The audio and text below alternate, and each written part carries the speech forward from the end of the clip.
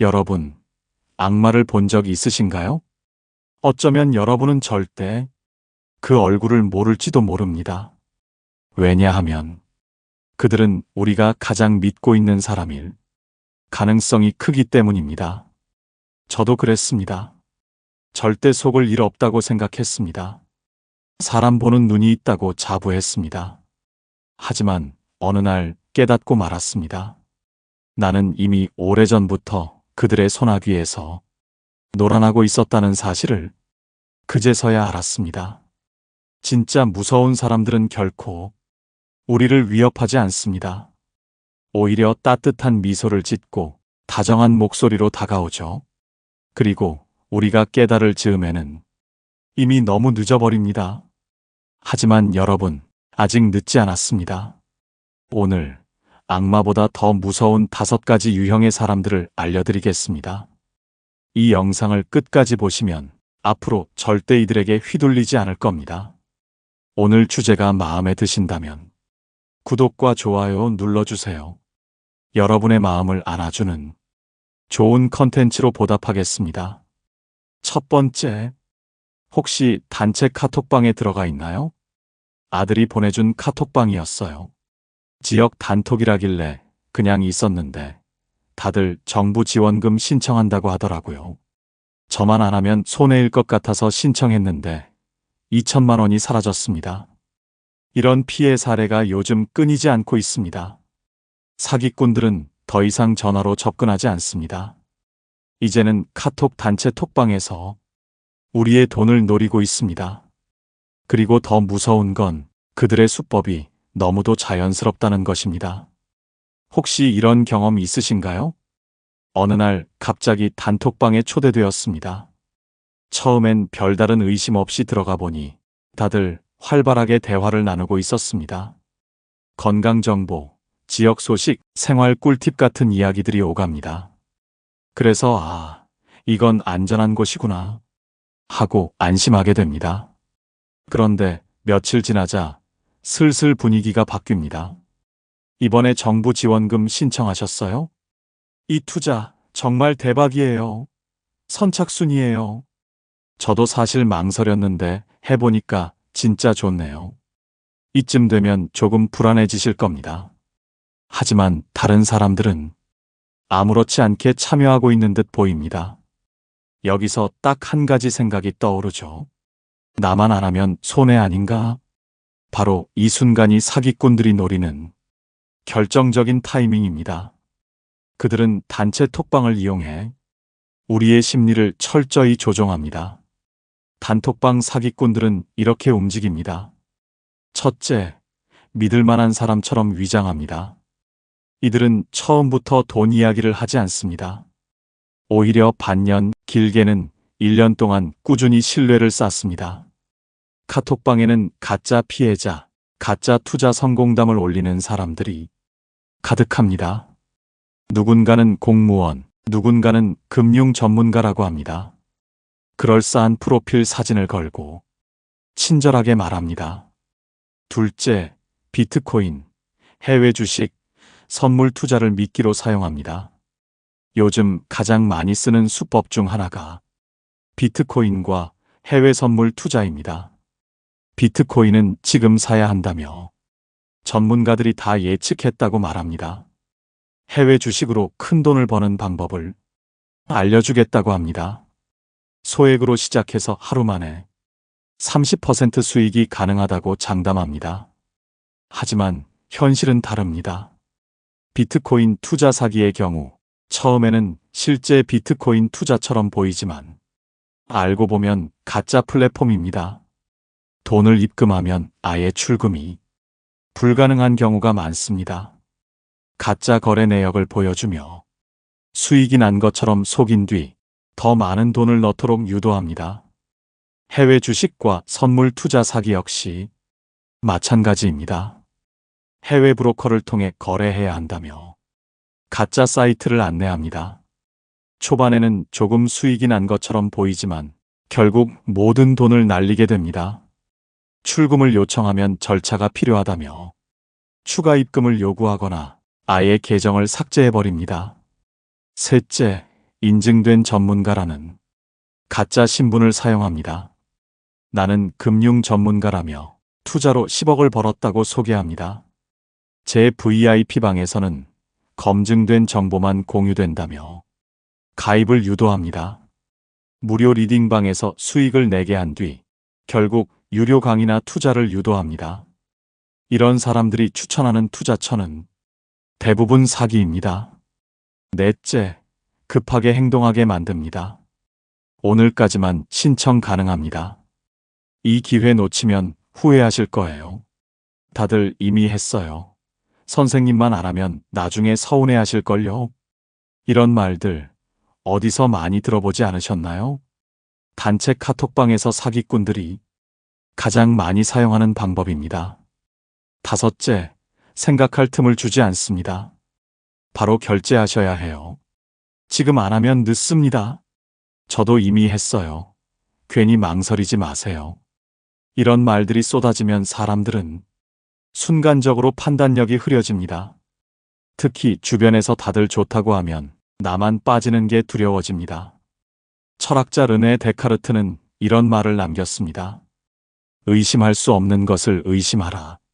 하지만 우리는 정반대로 행동합니다. 다들 믿는 것 같으면 나도 믿는다. 바로 이 순간 사기꾼들의 함정에 빠지는 것입니다. 한 50대 여성의 이야기입니다. 언니가 초대한 방이었어요. 처음엔 별 얘기 없이 동네 소식도 나누고 좋은 정보도 공유하고 그랬죠. 그런데 갑자기 이거 해보면 돈이 정말 잘 벌린다는 말이 나오더라고요. 저 빼고 다 하는 것 같아서 결국 전 재산을 날렸습니다. 또 다른 60대 피해자의 이야기입니다. 정부 지원금 신청이 가능하다고 하길래 링크를 눌렀어요. 공식 사이트처럼 보여서 그대로 정보를 입력했죠. 그런데 며칠 뒤 제 계좌에서 돈이 빠져나간 걸 보고 정신이 번쩍 들었습니다. 이제 더 이상 나는 당하지 않을 거야. 라고. 안심해서는 안 됩니다. 이들은 철저하게 우리의 심리를 이용하고 있습니다. 이제부터 단톡방 사기, 이렇게 대처하세요.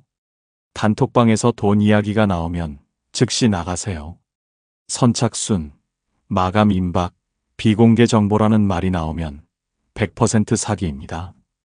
정부 지원금, 투자 정보는 반드시 공식 홈페이지에서 확인하세요. 가짜 후기가 많으니 믿을 수 있는 지인을 통해 검증하세요. 모든 결정 전에 가족과 상의하고 최소한 1시간이라도 고민하세요. 율곡 2인은 이런 말씀을 남기셨습니다. 사람을 알아보는 지혜가 있어야 진정한 평안을 얻을 수 있다. 사기꾼들은 우리가 지혜롭지 못한 순간을 노립니다. 순간의 방심이 평생을 후회로 만들 수 있습니다. 더 이상 이런 피해가 나오지 않도록 꼭 기억하시길 바랍니다. 이제 다음으로 넘어가겠습니다. 악마보다 더 무서운 두 번째 유형. 그들은 이렇게 당신을 조종합니다. 두 번째, 다 너 위해서 그러는 거야 라는 말 들어보셨나요? 60대 초반의 김정희 씨는 30년 된 친구 미영 씨를 늘 믿고 따랐습니다. 미영 씨는 처음부터 강요하는 사람이 아니었습니다. 오히려 다정한 말로 정희 씨를 걱정해 주었고 좋은 정보를 나누며 늘 챙겨 주었습니다. 나는 내가 손해보는 거 정말 못 보겠어. 넌 너무 착해서 문제야. 사람들이 널 이용하는 거야. 나만 믿어. 내 인생 진짜 잘 풀릴 거야. 정희 씨는 미영 씨의 말을 들을 때마다 마음이 편안해졌습니다. 이 친구만큼 나를 진심으로 생각해주는 사람이 없다고 느꼈기 때문입니다. 어느 날 미영 씨는 보험을 하나 추천했습니다. 이거 가입하면 내 노후가 보장되는 거야. 내가 아는 사람이 보험 쪽에서 일하는데 절대 손해 안 봐. 정희 씨는 솔직히 마음에 들지 않았습니다. 하지만 미영 씨의 표정이 묘하게 변했습니다. 내가 너 생각해서 알려준 건데 내가 이렇게 나오면 나도 서운하지. 넌 나를 못 믿어? 30년 친구한테 이럴 수 있어? 정희 씨는 순간 당황했습니다. 친구를 의심하는 사람이 된 것 같은 기분이 들었습니다. 결국 그래, 내가 추천한 거니까 하며 보험을 가입했습니다. 그렇게 몇 년이 지나고 미영 씨는 또 다른 이야기를 꺼냈습니다. 요즘 주식 좀 해야 해. 이거 확실한 정보야. 나만 알고 있는 건데 너한테 특별히 말해주는 거야. 정희 씨는 망설였습니다. 하지만 예전처럼 미영 씨의 기대를 저버리는 것이 더 두려웠습니다. 결국 그녀는 미영 씨가 추천한 주식에 돈을 넣었습니다. 그 후 몇 달 뒤 주식이 폭락했고 정희 씨는 전 재산의 반을 날렸습니다. 그런데 그때 미영 씨가 갑자기 태도를 바꿨습니다. 아, 나도 손해봤어. 어쩌겠어. 이런 게 투자지. 정희 씨가 원망이라도 할까봐 미리 선수를 친 것이었습니다. 그 순간 깨달았습니다. 나는 친구를 믿어서 돈을 쓴 게 아니라 친구의 뜻을 거스를 용기가 없어서 돈을 날린 것이었다는 걸요. 혹시 여러분도 이런 경험 있으신가요? 중요한 결정을 할 때마다 누군가의 눈치를 본다. 상대방이 원하는 대로 하지 않으면 죄책감이 든다. 분명 내 생각과 다르지만 결국 상대가 원하는 대로 따라가게 된다. 이런 패턴이 반복된다면 당신은 지금 누군가에게 조종당하고 있는 것입니다. 이들은 겉으로는 조언하는 척, 배려하는 척 하지만 사실은 당신의 선택을 빼앗고 당신을 지배하려는 사람들입니다. 이제부터 이들이 사용하는 수법을 하나씩 살펴보겠습니다. 첫째, 의견을 제시하는 척하면서 당신의 선택권을 없앱니다. 나는 내가 행복했으면 좋겠어. 그러니까 이게 맞아. 넌 결정만 하면 돼. 근데 솔직히 이렇게 하는 게 가장 좋은 방법 아니야? 이 말에 걸려들면 우리는 결국 그 사람이 원하는 대로 따라가게 됩니다. 내가 결정을 내린 것 같지만 실은 상대가 유도한 방향으로 흘러가고 있는 것입니다. 둘째, 반대하면 죄책감을 심어줍니다. 난 너 생각해서 말하는 건데 넌 왜 그렇게 부정적으로 봐? 너 때문에 나까지 힘들어. 내가 너 안 챙기면 누가 챙기겠어? 이런 말을 듣다 보면 내가 이 사람을 실망시키면 안 될 것 같은 기분이 듭니다.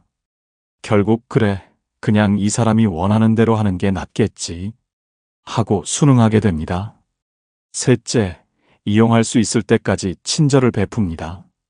처음에는 도움이 되는 사람처럼 보입니다. 조언을 해주고 도와주고 고민도 들어줍니다. 하지만 어느 순간부터 그 친절이 의무처럼 느껴지기 시작합니다. 그동안 내가 해준 게 얼만데 너 이럴 수 있어? 나였으면 너한테 이런 식으로 안 했을 거야. 이제부터는 그 사람을 실망시키지 않기 위해, 그의 기대를 저버리지 않기 위해 스스로 그 틀 안에 갇혀버립니다. 그렇다면 이들로부터 조종당하지 않기 위해 반드시 알아야 할 방법은 무엇일까요? 내가 이 결정을 진심으로 원해서 하는 것인지 스스로에게 질문해야 합니다. 상대방이 원하는 방향이 아니라 내가 정말 원하는 선택인지 점검해야 합니다. 만약 마음 한구석에서 불편함이 느껴진다면 그건 내 결정이 아닐 가능성이 큽니다. 거절한다고 죄책감을 가질 필요가 없습니다. 어떤 부탁을 거절할 때 미안하지만 이번에는 힘들 것 같아 라고 말할 수 있어야 합니다. 조종하는 사람들은 나를 위해서 이 정도는 해줄 수 있는 거 아니야? 라고 반응할 수 있습니다. 하지만 한 번 양보하면 계속해서 그 기대가 이어질 것입니다. 상대방의 말에 휘둘리지 않고 단호하게 대응해야 합니다. 만약 누군가 이건 너를 위한 거야 라고 말한다면 고마워, 하지만 내가 결정할게 라고 답하는 습관을 들여야 합니다. 그렇게 생각하시는군요. 같은 중립적인 표현을 사용하면 효과적입니다.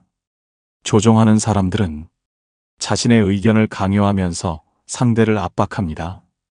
이때 정면으로 반박하면 더 큰 갈등을 초래할 수 있기 때문에 가볍게 넘기는 것이 좋습니다. 도움을 받았다고 계속 의무감을 가질 필요는 없습니다. 조종하는 사람들은 내가 그때 너 도와줬잖아 라는 식으로 상대를 붙잡아둡니다. 하지만 도움을 받았다고 해서 평생 빚진 듯이 살아야 하는 것은 아닙니다. 그때 정말 고마웠어. 하지만 이번 결정은 내가 알아서 할게. 라고 말하며 의무감을 떨쳐내야 합니다. 조선의 철학자 정약용은 이런 말을 남겼습니다. 사람이 사람을 조종하는 것은 비 오는 날 젖은 옷과 같다. 처음에는 무겁지 않지만 결국 몸을 가라앉힌다. 처음에는 작은 부탁이었지만 어느 순간 내 삶이 상대의 손아귀에 들어가 있다면 그 관계는 다시 생각해 봐야 합니다. 누구에게도 조종당할 이유는 없습니다. 스스로 내리는 선택이 가장 자유로운 선택입니다. 이제 다음으로 넘어가겠습니다. 악마보다 더 무서운 세 번째 유형, 당신을 천천히 갉아먹습니다. 세 번째, 내가 오늘 지갑을 안 가져왔는데 라는 말 들어보셨나요? 형님, 제가 오늘 지갑을 안 가져왔네요. 이따 이체해 드릴 테니까 먼저 결제 좀 해주실 수 있을까요? 이창훈 씨는 직장 동료 박진수 씨와 5년 넘게 함께 일했습니다. 점심도 같이 먹고 가끔은 퇴근 후 술 한 잔도 했습니다. 특별히 친한 사이는 아니었지만 그래도 직장에서 서로 챙겨주는 정도의 관계였습니다. 그날도 평소처럼 점심을 먹었는데 박진수 씨가 말했습니다. 형님, 제가 오늘 지갑을 깜빡했네요. 먼저 결제 좀 해주시면 이따 바로 이체해 드릴게요. 크게 고민할 것도 없었습니다. 점심값 9,000원. 대단한 돈도 아니었고 진짜 깜빡했을 수도 있겠다 싶었습니다. 그래요, 뭐 이따 보내세요. 그런데 저녁이 되어도 아무 연락이 없었습니다. 바쁜가 싶어 그냥 넘겼습니다. 내일이면 주겠지 생각했습니다. 그렇게 며칠이 지났습니다. 그런데 박진수 씨는 그날 이후로도 아무 말이 없었습니다. 애초에 큰 돈도 아니었고 돈 달라는 말을 꺼내는 것도 민망해서 그냥 넘어갔습니다. 하지만 이상한 건 이런 일이 한 번이 아니었다는 것이었습니다. 형님, 삼각대 좀 빌려주실 수 있을까요? 주말에 가족 사진 좀 찍으려는데. 그렇게 삼각대를 빌려줬습니다. 일주일이 지나도 2주일이 지나도 아무런 연락이 없었습니다. 형님, 다음 주까지 쓰고 돌려드릴게요. 아, 깜빡했네요. 다음번에 가져올게요. 어제 챙겨왔는데 오늘 놓고 나왔어요. 이 핑계, 저 핑계. 어느 순간부터 내 물건이 저 사람 물건이 되어 있었습니다. 처음엔 단순한 호의였습니다. 밥 한 끼 먼저 계산해 준 것뿐이었습니다. 삼각대 한 번 빌려준 것뿐이었습니다. 그런데 그게 쌓이고 보니 눈덩이처럼 불어나 있었습니다. 신기한 건 이런 사람들은 절대 먼저 미안하다고 하지 않는다는 것입니다. 아이고, 정신이 없어서 그랬네요. 형님도 가끔 깜빡하실 때 있잖아요. 뭐 이런 걸 가지고 그래요? 잘못한 건 분명 저쪽인데 어느새 내가 깐깐한 사람이라도 된 것 같은 분위기였습니다. 이런 사람들의 특징은 무엇일까요? 첫째, 처음엔 아주 사소한 것부터 시작합니다. 작은 금액, 작은 부탁, 부담스럽지 않게 접근합니다. 그래서 거절하기가 어렵습니다. 둘째, 자신이 빚을 지고 있다는 생각을 하지 않습니다. 그 정도는 그냥 넘어갈 수도 있는 거 아닌가요? 우리 정도 사이에 그런 걸 따지나요? 셋째, 한 번 넘어가면 계속 반복됩니다. 한 번 빌려주고, 한 번 먼저 계산해주고, 한 번 이해해주고. 그러다 보면 언제부터인지 나만 손해보고 있다는 걸 깨닫게 됩니다. 넷째, 상대가 먼저 요구하지 않아도 슬쩍 떠보는 말을 합니다. 형님, 그거 어디서 샀어요? 좋아 보이네요. 요즘 돈이 좀 빠듯하네요. 한동안 점심값 대신 내주시면 나중에 한번 쏠게요. 뭐 농담이에요. 처음엔 그냥 말처럼 들리지만 결국엔 부탁으로 이어집니다. 이런 사람들에게 어떻게 해야 할까요? 첫째, 정확하게 선을 그어야 합니다. 이체는 언제쯤 가능하세요? 그때 빌려간 삼각대, 이번 주 안에는 꼭 돌려주시면 좋겠습니다. 말을 하지 않으면 상대는 영영 모른 척할 것입니다. 둘째, 돈이나 물건이 오가는 관계는 철저히 따져야 합니다. 밥값 더치페이 하기로 했으니까 이번에는 정확히 정산합시다. 이번엔 제가 냈으니까 다음엔 꼭 사주세요. 셋째, 상대가 무안해하거나 오히려 화를 낸다면 더 이상 관계를 유지할 필요가 없습니다. 당연한 말을 했는데도 미안해하기는커녕 오히려 기분 나빠한다면 그 사람은 절대 변하지 않습니다.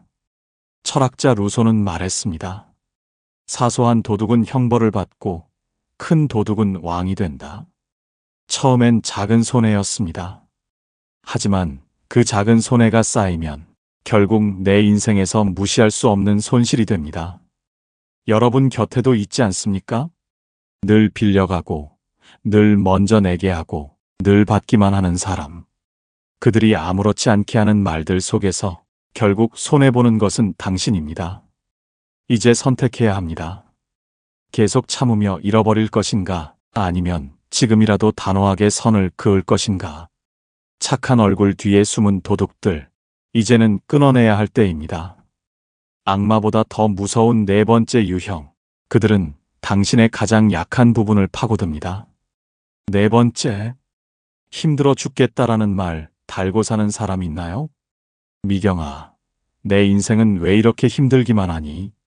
애들도 엄마라고 따르지도 않고, 남편은 매일 늦게 들어오고, 나는 도대체 언제 행복해질 수 있을까? 60대 후반의 최미경 씨는 매일 같은 전화를 받았습니다. 전화를 건 사람은 20년 지기 친구였습니다. 처음에는 안타까운 마음에 진심으로 위로해 주었습니다. 그래, 요즘 정말 많이 힘들겠구나. 나라도 내 얘기 들어줄게. 몇 개월 동안 같은 이야기를 들어주었고, 때로는 직접 만나 함께 고민을 나누기도 했습니다. 그런데 시간이 지나도 친구의 고민은 변하지 않았습니다. 넌 좋겠다. 자식들도 속 안 썩이고 남편도 성실하잖아. 나는 정말 아무것도 가진 게 없어. 처음에는 친구가 너무 힘든 상황이라 그런 줄 알았습니다. 하지만 어느 순간부터 미경 씨는 이상한 기분이 들기 시작했습니다. 이 친구와 대화하고 나면 항상 마음이 무거워졌습니다. 자신의 고민을 이야기해도 친구는 곧바로 말을 끊고 다시 자기 이야기를 이어갔습니다. 너 그런 말하면 안 돼. 나는 너보다 더 힘들어.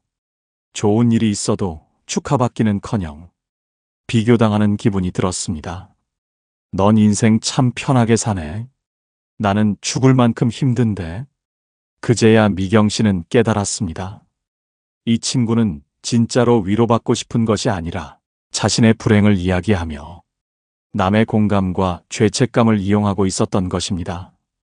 처음에는 함께 공감하는 관계라고 생각했지만 사실은 자신만 일방적으로 감정을 소모하는 관계였다는 걸 알게 되었습니다. 혹시 비슷한 경험을 한 적이 있으신가요? 어떤 사람들은 늘 힘든 척, 불행한 척하며 상대의 감정을 짓누릅니다.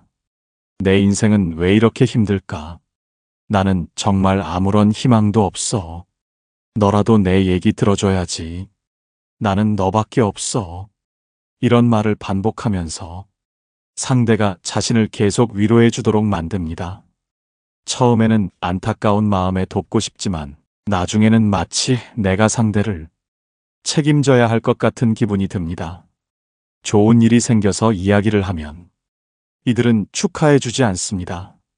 넌 좋겠다. 나는 평생 이런 거 한 번도 못 해봤는데. 부러워. 나는 그럴 운도 없나 봐. 너는 항상 행복한 일만 생기는구나. 나는 뭐가 잘못된 걸까? 이런 말을 듣고 나면 기분이 좋을 수 없습니다. 처음엔 미안한 마음이 들고 다음부터는 상대 앞에서 좋은 이야기를 꺼내지 못하게 됩니다. 상대방은 본인의 불행만 이야기하고 나는 맞장구만 치는 관계가 됩니다. 아무리 도와줘도 변화가 없습니다. 해결책을 제안하면 항상 부정적인 반응이 돌아옵니다. 그렇게 해보는 건 어때? 라고 하면 아니야, 그건 안 돼. 나는 그런 거 못해. 라고 답합니다. 또 다른 방법을 제시하면 그것도 별로야. 해봤는데 효과 없었어. 라고 말합니다. 이들은 문제를 해결하려는 것이 아니라 자신의 불행을 계속 유지하는 것을 선택합니다. 왜냐하면 불행해야만 관심과 위로를 받을 수 있기 때문입니다. 60대 초반의 김영수 씨는 같은 동네에 사는 오랜 친구와 자주 어울렸습니다. 그 친구는 항상 세상에 대한 불만이 가득했고 만날 때마다 부정적인 이야기만 늘어놓았습니다. 자식놈들은 부모한테 신경도 안 쓰고 마누라는 맨날 잔소리만 해대고 내가 이렇게 살려고 열심히 일했나 싶어. 처음에는 안타까운 마음에 공감도 해주고 이야기도 들어주었습니다. 하지만 시간이 지나면서 김영수 씨는 점점 지쳐갔습니다. 친구는 언제나 같은 하소연을 반복하면서도 정작 자신이 변하려는 노력은 하지 않았습니다. 형, 이렇게 해보는 건 어때? 라고 해결책을 제안해도 아휴, 그게 되겠냐? 라며 고개를 저었습니다. 뭔가 도와주려고 해도 늘 아냐, 소용없어. 라는 반응이 돌아왔습니다. 그러다 보니 어느 순간부터 김영수 씨도 이유 없이 피곤해지고 이 친구와의 만남이 부담스럽게 느껴지기 시작했습니다. 어느 날 가족들과 함께 여행을 가기로 한 날이었습니다. 친구의 전화를 받지 않고 모처럼 가족과 시간을 보냈습니다.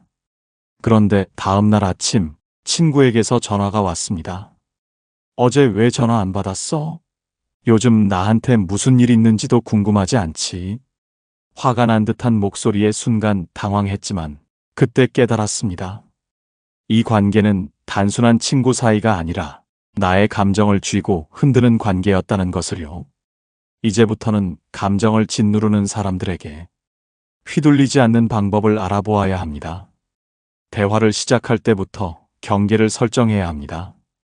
오늘은 30분만 이야기할 수 있어. 라고 미리 선을 그어야 합니다. 만약 상대가 계속 불행한 이야기를 늘어놓는다면 오늘은 좋은 이야기만 하기로 해요. 라고 분위기를 바꿀 수 있도록 유도해야 합니다. 상대가 해결책을 거부할 때는 더 이상 대화를 지속하지 않는 것이 중요합니다. 그렇구나. 그럼 원하는 방향으로 한번 해봐. 라고 말하고 한 걸음 물러서야 합니다. 계속해서 해결해 주려고 하면 상대는 더 의존하게 됩니다.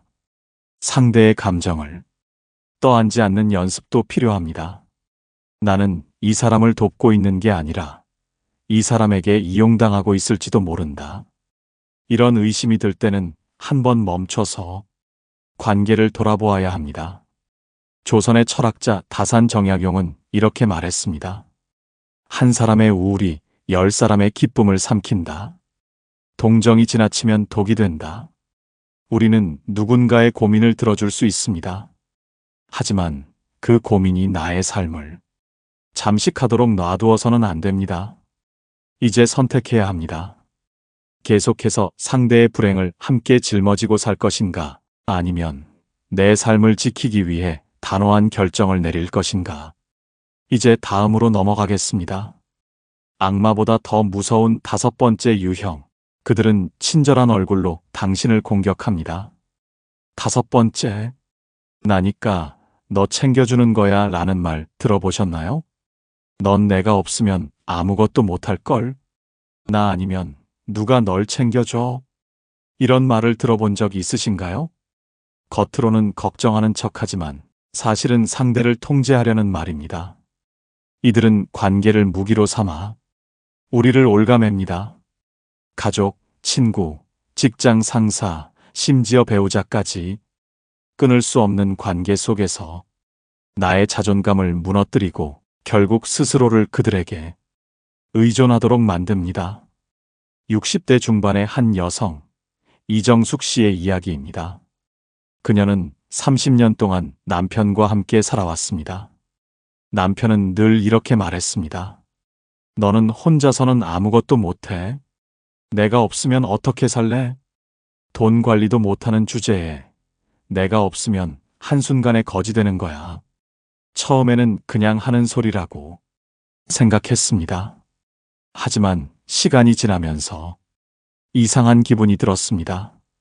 어느 순간부터 자신도 모르게 남편의 허락 없이는 아무것도 하지 못하는 사람이 되어 있었습니다. 집안의 경제권은 남편이 쥐고 있었고 정숙 씨는 용돈을 타서 생활했습니다. 그녀가 무언가 결정을 하려고 하면 남편은 항상 비웃듯 말했습니다. 내가 그런 걸 뭘 알아? 그냥 내 말 들으면 돼. 그제야 깨달았습니다. 남편이 원하는 건 그녀가 행복하게 사는 것이 아니라 그의 뜻대로 사는 것이었습니다. 비슷한 경험을 하신 적 있으신가요? 관계라는 이름으로 나를 지배하는 사람들. 이들은 절대 대놓고 위협하지 않습니다. 대신 심리적인 압박을 주고 결국 우리가 스스로 갇혀버리도록 만듭니다. 이들은 이렇게 당신을 올가맵니다. 첫째, 심리적 의존을 유발합니다. 너나 없으면 어떻게 할 건데? 내가 없었으면 내가 이렇게 살 수 있었을 것 같아? 이런 말들을 반복하며 상대를 불안하게 만듭니다. 자신이 없으면 상대가 아무것도 못할 것처럼 느끼게 만들죠. 그러다 보면 결국 상대는 스스로 결정을 내릴 용기를 잃어버립니다. 둘째, 죄책감을 심어줍니다. 내가 널 위해 얼마나 희생했는데 너 이러는 거 너무하다. 배은망덕하네. 난 다 너 잘 되라고 했는데. 이들은 항상 자신이 희생한 것처럼 이야기합니다. 그리고 상대가 거부감을 느끼거나 독립하려 하면 마치 큰 잘못을 저지른 것처럼 죄책감을 심어줍니다. 셋째, 관계를 이용해 압박합니다. 너 엄마한테 이러는 거 정말 너무한 거 아니야? 친구끼리 이 정도는 해주는 거잖아. 이런 말에 걸려들면 우리는 쉽게 반박하지 못합니다. 부모, 배우자, 친구, 직장 동료 같은 끊을 수 없는 관계일수록 이들은 더욱 강하게 우리를 조종합니다. 조선의 철학자 율곡 이인은 이렇게 말했습니다. 타인의 시선과 감정에 갇히는 순간 자유는 사라진다. 우리는 종종 관계를 유지하기 위해 희생해야 한다고 배웠습니다. 하지만 그것이 나의 자유를 빼앗는다면 그 관계는 결코 건강한 것이 아닙니다. 그렇다면 이들에게 휘둘리지 않으려면 어떻게 해야 할까요? 어떤 관계도 내 행복보다 중요하지 않다. 관계가 소중한 것은 맞지만 그 관계가 내 삶을 지배하도록 두어서는 안 됩니다. 나의 행복이 없다면 어떤 관계도 건강할 수 없습니다. 나는 혼자서도 충분히 잘할 수 있다. 이들이 가장 두려워하는 것은 우리가 독립하는 것입니다. 혼자서도 살 수 있다는 자신감을 가지면 그들의 통제력은 약해질 수밖에 없습니다. 거리를 두는 연습을 해야 합니다. 상대가 감정적으로 압박할 때 바로 반응하지 않고 시간을 두고 생각하는 습관을 들이세요. 그렇군요. 나중에 이야기해요. 이 한마디만으로도 상대는 당황할 것입니다. 죄책감을 느낄 필요가 없습니다. 내가 없으면 난 못 살아. 나는 다 너 잘 되라고 하는 거야. 이런 말에 흔들릴 필요가 없습니다. 그들의 감정은 그들이 책임질 문제이지 내가 감당해야 할 문제가 아닙니다. 단호하게 선을 긋는 것이 필요합니다. 그건 제 선택이에요. 이제부터 제 방식대로 해볼게요. 이렇게 단호하게 말하면 상대는 더 이상 쉽게 조종할 수 없게 됩니다. 철학자 프리드리히 니체는 말했습니다. 너를 가두는 자를 사랑하지 말라. 관계는 소중합니다. 하지만 어떤 관계도 우리의 자유를 빼앗을 수는 없습니다. 이제 선택해야 합니다. 계속해서 상대의 지배 아래 살 것인가, 아니면 내 삶을 지키기 위해 단호한 결정을 내릴 것인가. 착한 얼굴 뒤에 숨은 도둑들, 이제는 끊어내야 할 때입니다. 오늘 우리는 악마보다 더 무서운 5가지 유형에 대해 이야기했습니다. 첫째, 단체 카톡방에서 접근하는 사기꾼들. 아무렇지 않게 친근한 대화를 나누며 신뢰를 쌓고 결정적인 순간에 돈을 노립니다. 둘째, 다 너 위해서야라며 조종하는 사람들. 배려하는 척, 걱정하는 척 하면서도 결국 당신의 선택권을 빼앗습니다. 셋째, 작은 것부터 빌려가고 계산 미루고 당연하게 받기만 하는 사람들. 처음엔 별것 아닌 듯 넘어가지만 쌓이고 보면 엄청난 손실입니다. 넷째, 내가 힘들다를 무기 삼아 감정을 짓누르는 사람들. 불행을 핑계 삼아 당신의 공감과 희생을 당연시합니다. 다섯째, 나니까 널 챙겨주는 거야라며 통제하는 사람들. 관계를 빌미로 죄책감을 심어 당신을 스스로 올가매게 만듭니다. 하지만 명심하세요. 사기치려고 작정한 사람을 이기기는 어렵습니다. 그들은 철저히 계획적이고 상대의 심리를 흔드는데 능숙합니다. 만약 이런 사람들에게 휘둘려 상처받은 적이 있다면 그건 절대 당신 탓이 아닙니다. 속상해할 필요도 스스로를 탓할 이유도 없습니다. 중요한 건 이제라도 이들의 패턴을 알아차리고 단호하게 선을 긋는 것입니다. 여러분 주위의 악마들이 모두 사라지고 늘 행복과 웃음이 가득하길 바랍니다. 오늘 영상을 보며 여러분은 어떤 생각이 드셨나요? 여러분의 경험과 생각을 댓글로 나눠주세요. 여러분의 이야기가 누군가에게 큰 위로와 깨달음이 될 것입니다. 오늘 영상이 도움이 되셨다면 소중한 분들께 공유해 주시고 구독과 좋아요로 저를 응원해 주세요. 여러분과의 소중한 연결이 저에게 큰 힘이 됩니다. 오늘도 행복한 하루 되세요. 이상으로 마음 풀고 가세요 였습니다.